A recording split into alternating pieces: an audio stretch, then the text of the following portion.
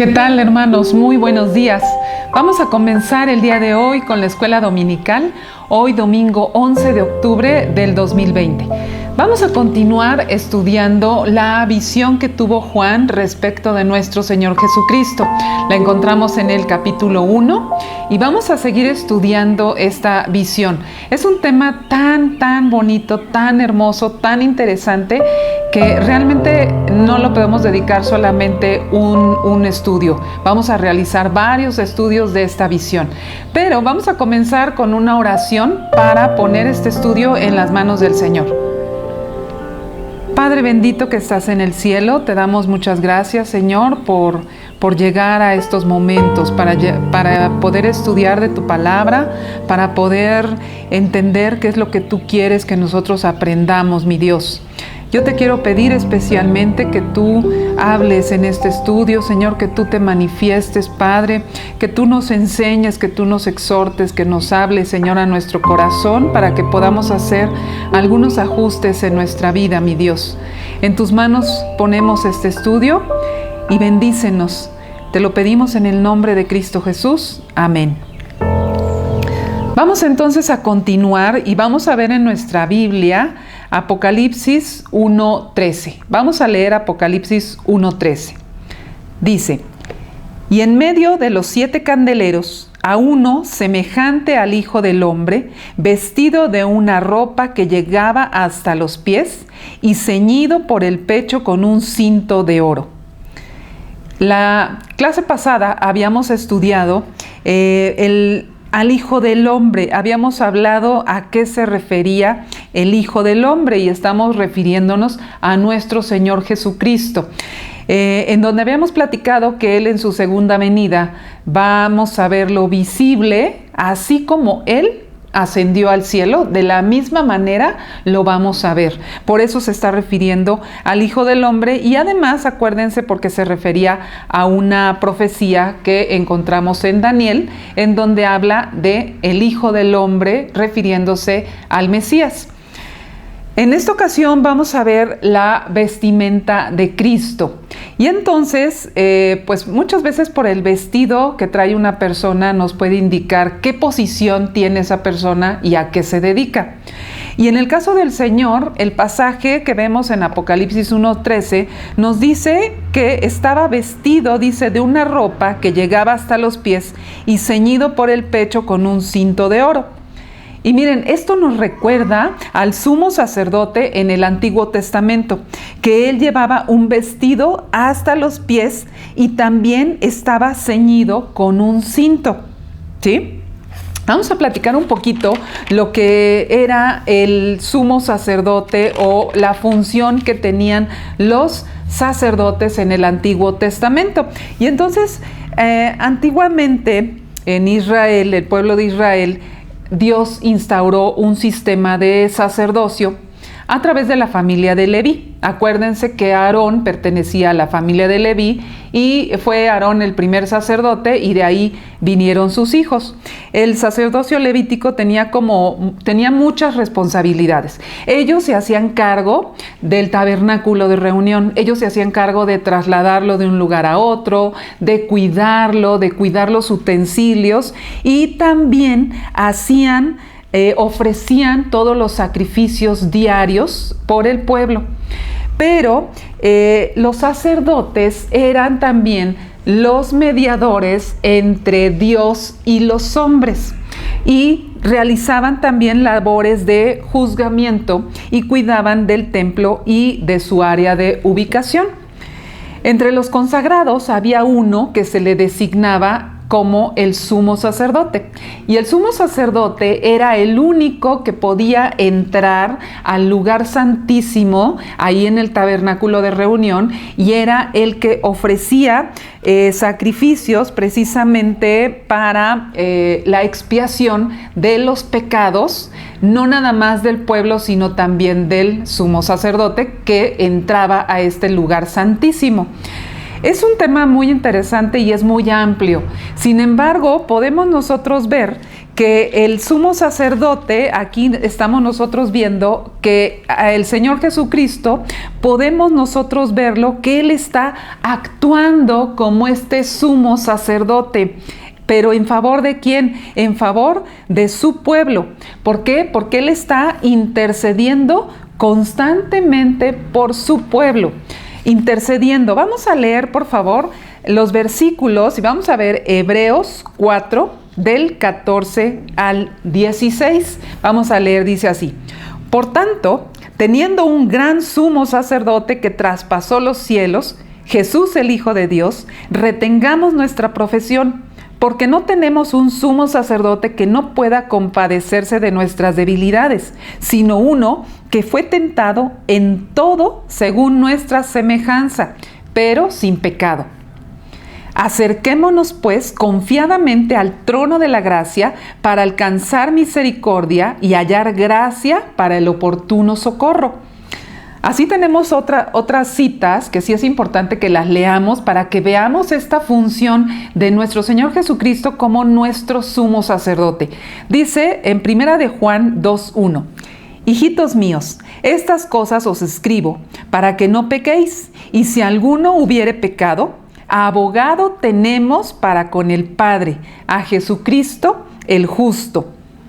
Y luego en Romanos 8:34 dice así: ¿Quién es el que condenará? Cristo es el que murió, más aún el que también resucitó, el que además está a la diestra de Dios, el que también intercede por nosotros. Entonces, Jesucristo, dice la Biblia, está a la diestra del Padre y está intercediendo por nosotros, pero sobre todo, Él está como el único mediador. La Biblia nos enseña que en la tierra no hay ningún hombre que sea el mediador entre Dios y los hombres. La Biblia nos enseña que el único mediador es nuestro Señor Jesucristo. Y que además Él está actuando como este sumo sacerdote. ¿Por qué? Porque miren, cuando nosotros pecamos, y todos aquellos que tenemos nuestra fe puesta en el Señor Jesucristo, todos aquellos que confiamos en nuestro Señor como nuestro Salvador, cuando nosotros pecamos, Él es el que acude al Padre y intercede por nosotros, aboga por nosotros. Es decir, nosotros acudimos al Padre, pero a través del mediador que es Jesucristo. ¿Para qué? Para pedirle misericordia por los pecados que hemos cometido, y Él, dice la Biblia, que Él tiene misericordia de nosotros. Por eso dice: acerquémonos al trono de la gracia confiadamente para alcanzar misericordia. Entonces, esto es una verdad muy importante, muy interesante del por qué vemos aquí a nuestro Señor Jesucristo vestido de esta forma, que es precisamente, nos recuerda la función del sumo sacerdote en el Antiguo Testamento. Y pues el vestido de Jesús indica también que Él es una persona de gran dignidad y además de gran autoridad, con un estatus, con un nivel. Y fíjense que uno de los deberes que tenían los sacerdotes en el Antiguo Testamento era atender el candelero de oro en el tabernáculo. Cada día ellos tenían que estar llenando el aceite, tenían que limpiar el hollín, tenían que cortarle las mechas a estas lámparas, y ellos debían de estar inspeccionando muy de cerca y cuidar las lámparas para que ellas pudieran arder continuamente frente al Señor. Entonces aquí vemos a nuestro Señor Jesucristo, que, ¿se acuerdan? La clase pasada dijimos que Él está en medio de los 7 candeleros, es decir, Él está en medio de su iglesia, y Él, como sumo sacerdote, está cuidando estas lámparas, estos candeleros, está cuidando que no se apaguen, está cuidando que su luz brille y que su fuego siga ardiendo. Entonces, esto es una verdad muy importante, porque no debemos de olvidarnos todos, como cristianos, que Cristo está en medio de su iglesia y está como sumo sacerdote, como mediador y como abogado. Vamos a seguir leyendo en Apocalipsis y vamos a ver que Juan describe a Jesús. Y entonces Juan describe a Jesús. Vamos a verlo en el capítulo 1, a partir del versículo 14 al 16. Dice así: su cabeza y sus cabellos eran blancos como blanca lana, como nieve, sus ojos como llama de fuego, y sus pies semejantes al bronce bruñido, refulgente como en un horno, y su voz como estruendo de muchas aguas. Tenía en su diestra 7 estrellas, de su boca salía una espada aguda de 2 filos, y su rostro era como el sol cuando resplandece en su fuerza. Miren, les quiero platicar que el libro de Apocalipsis es un libro tanto literal como simbólico. Es decir, hay muchas cosas que literalmente así van a suceder y así son. Sin embargo, es un libro que se comunica mucho por señales, es decir, también por símbolos. Juan describe cosas del cielo, pero también describe a nuestro Señor Jesucristo, las cuales estas visiones él las escuchó y las vio. Fue un testigo ocular de estos hechos. Juan tuvo visiones del cielo y del Hijo del Hombre, que es nuestro Señor Jesucristo, y utiliza imágenes simbólicas, así como comparaciones. Ahorita lo acabamos de ver. ¿Cómo?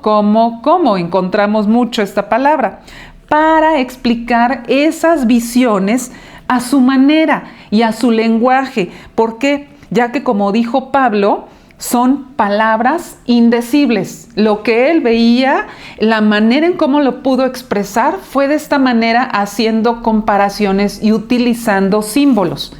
El lenguaje simbólico es muy necesario para poder explicar muchas verdades, ¿sí? ¿Y por qué es importante? Pues porque tienen un poder tremendo.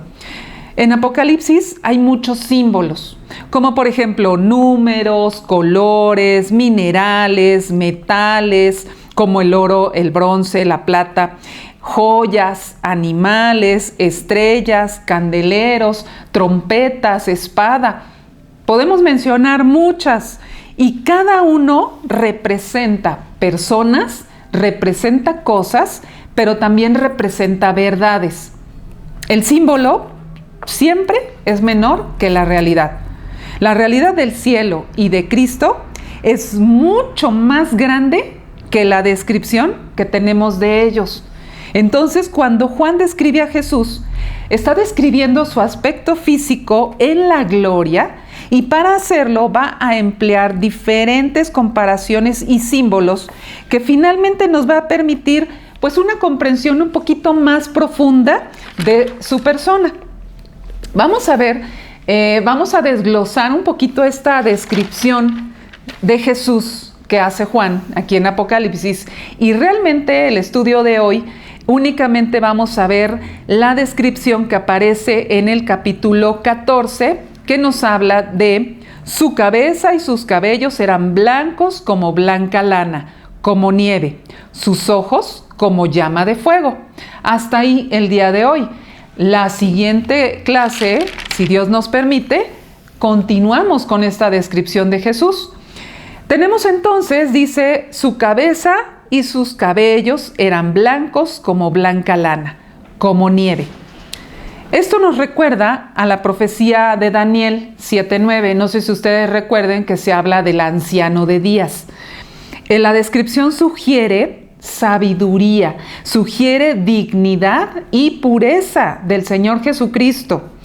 ¿Sí? Este término no es un emblema de antigüedad. El término anciano de días le pertenece a Dios Padre, pero también se le asigna a Cristo, quien es igual que con el Padre en cuanto a su naturaleza divina. Porque acuérdense que el Señor Jesucristo comparte los mismos atributos que nuestro Padre Celestial. Entonces, eso significa, eso es lo que nosotros podemos decir con respecto a el término de la cabeza y los cabellos que eran blancos como blanca lana. Tenemos también otra descripción que nos habla de sus ojos. Dice, sus ojos como llama de fuego. Miren, el fuego es asociado a menudo con el juicio, en las Escrituras. ¿Sí? Encontramos, por ejemplo, algunas citas, estas yo se las voy a leer y únicamente escuchemos. Por ejemplo, en Mateo 5:22 dice: pero yo os digo que cualquiera que se enoje contra su hermano será culpable de juicio, y cualquiera que diga necio a su hermano será culpable ante el concilio, y cualquiera que le diga fatuo quedará expuesto al infierno de fuego. Entonces el fuego es asociado con el juicio. Vemos otra cita en 2 de Pedro 3:7. Pero los cielos y la tierra que existen ahora están reservados por la misma palabra, guardados para el fuego en el día del juicio y de la perdición de los hombres impíos. Entonces aquí en Apocalipsis, los ojos de Jesús muestran el fuego de juicio penetrante y de búsqueda. Una de las ideas que transmite esta frase es que no hay nada que se pueda esconder a la mirada penetrante de nuestro Señor. Hay una cita que a mí me encanta mucho y esta seguramente ustedes la han leído y a lo mejor hasta se la han memorizado. La tenemos en 2 de Crónicas 16:9. Dice así: porque los ojos de Jehová contemplan toda la tierra para mostrar su poder a favor de los que tienen corazón perfecto para con él. Entonces, esto se trata aquí de la omnisciencia de Dios, de la omnisciencia de Cristo. Acuérdense que comparten los mismos atributos, que todo lo examina de forma minuciosa y exacta, que escudriña la mente y el corazón de los hombres, de todos los hombres, no nada más de sus hijos, de todos. Él escudriña. La palabra escudriñar significa examinar, averiguar, investigar, indagar, inquirir. Significa un escrutinio diligente en la investigación profunda de algo. Entonces, a nuestro Señor Jesucristo no se le va nada. Todo lo ve, todo lo sabe, todo lo conoce. Dice en Hebreos 4:13: y no hay cosa creada que no sea manifiesta en su presencia. Antes bien, todas las cosas están desnudas y abiertas a los ojos de aquel a quien tenemos que dar cuenta. Entonces, aquí los ojos del Señor Jesucristo, de lo que nos está refiriendo Apocalipsis, los ojos del Señor Jesucristo no solo ven, sino que saltan como llamas de fuego para destruir toda maldad. Quiero decirles, esta cita tiene dos aplicaciones. Una es que son un anuncio, los ojos como llama de fuego son un anuncio del juicio que Él va a ejecutar sobre la tierra. ¿Quiénes? ¿Sobre quiénes? Sobre todo aquello que se opone a su voluntad. Acuérdense que Él viene victorioso a reinar y a juzgar a las naciones, ¿sí? A juzgar a todos aquellos que no quisieron creer en Él por decisión propia de ellos. Pero aquí, sobre todo, a mí esta enseñanza fue la que más me gustó. ¿Por qué? Porque también nos enseña que el Señor Jesucristo conoce también a todo lo que como iglesia hagamos. Conoce a detalle lo que hacemos, lo que pensamos, lo que decimos, lo que maquinamos, nuestras intenciones detrás de nuestras obras. A los hombres podemos engañarlos, pero a Dios no. Y el Señor Jesucristo, por eso nos habla de esos ojos penetrantes, de esos ojos como llama de fuego. ¿Por qué? Porque Él está en medio de su iglesia, en medio de los 7 candeleros, pero para escudriñar nuestra mente, para ver cuáles son nuestros pensamientos, cuáles son nuestras intenciones, qué es lo que nosotros como iglesia, cómo estamos nosotros actuando, pero sobre todo, Él puede ver nuestros pensamientos. Entonces, ¿qué cuidado hay que tener? ¿Cómo debemos de cuidar nuestro caminar con el Señor? Porque el Señor todo lo ve, porque Él es omnisciente. Y hay una cita que nos encanta. Siempre hemos leído todos el Salmo 139.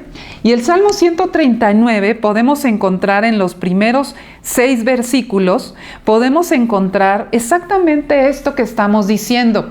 Y muchas veces lo leemos, lo estudiamos y se nos hace algo muy bonito. Pero ahora veámoslo como el Señor Jesucristo, como se está mostrando en Apocalipsis, donde nos está viendo como iglesia, principalmente, con estos ojos, en donde no podemos nosotros esconderle nada. Dice el Salmo 139, oh Jehová, tú me has examinado y conocido. Tú has conocido mi sentarme y mi levantarme. Has entendido desde lejos mis pensamientos. Has escudriñado mi andar y mi reposo, y todos mis caminos te son conocidos. Pues aún no está la palabra en mi lengua, y he aquí, Jehová, tú la sabes toda. Detrás y delante me rodeaste, y sobre mí pusiste tu mano. Tal conocimiento es demasiado maravilloso para mí. Alto es, no lo puedo comprender. Efectivamente, no podemos comprenderlo, pero si nosotros conocemos más a nuestro Señor Jesucristo en Apocalipsis, podemos conocer que el Señor Jesucristo se presenta en esta visión como en su majestad glorioso, no solo intercediendo por nosotros, no solo intercediendo como abogado, no solamente cuidándonos, vigilándonos, limpiándonos como iglesia, sino que también Él está en medio, escudriñando nuestra mente, nuestros pensamientos, nuestro corazón, nuestras intenciones. Por eso yo insisto, debemos de cuidar nuestro caminar con el Señor. Gracias, hermanos. Quiero comentarles que la siguiente clase, si Dios nos permite, vamos a continuar estudiando. Hace rato leímos toda esta descripción de nuestro Señor Jesucristo, que la encontramos en Apocalipsis 1, 14 al 16, y todavía nos falta mucho con respecto a los pies semejantes a bronce bruñido, que significa su voz como estruendo de muchas aguas, que tiene en su diestra 7 estrellas, y además de su boca sale una espada aguda de 2 filos, que esta ya lo vimos, pero lo vamos a volver a estudiar, y su rostro, que era como el sol cuando resplandece en su fuerza. Entonces, poco a poco vamos a ir estudiando todos estos símbolos y estas comparaciones que el libro de Apocalipsis nos hace. Gracias, hermanos, que tengan un excelente día, y vamos a prepararnos, vamos a preparar nuestro corazón, nuestra mente para escuchar el mensaje en el culto que tendremos más tarde. Gracias, que tengan un excelente día.